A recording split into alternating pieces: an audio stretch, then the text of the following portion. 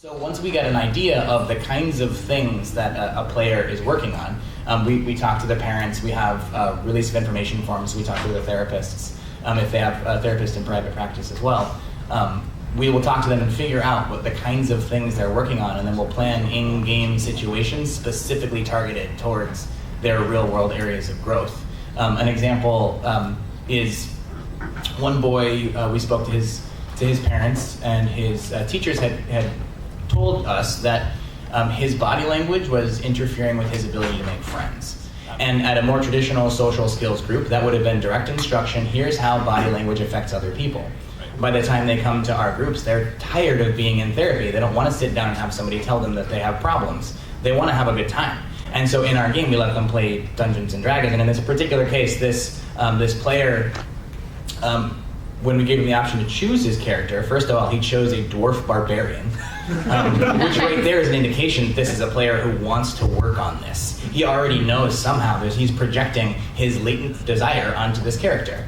The character that had the original backstory for this dwarf barbarian, but he was a somber soldier who felt guilty for letting his prince die or something. He abandoned that entirely and made his character this bumbling, stupid dwarf who got in all kinds of trouble.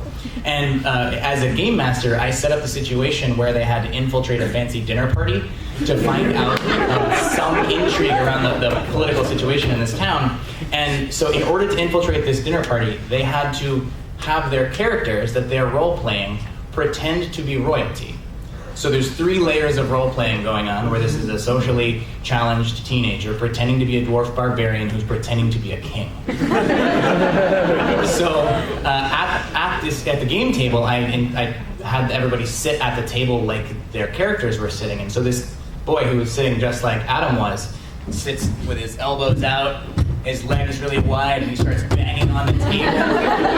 And because all the NPCs, the non-player characters, are played by me, a drama therapist, I can choose their responses as well as I want to. And so because his character that he was pretending to be a king, all these sycophantic people who were there at the table noticed everything that he did, and they wanted to be like him because they thought he was the king that they needed to act like. So these other people at the table were like, oh.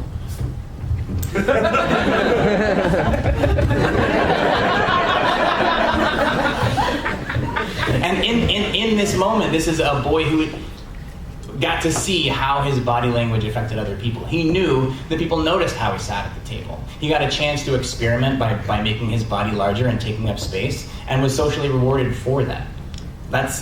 Those moments, you can see him be seen, like Johnny was saying, are just magical.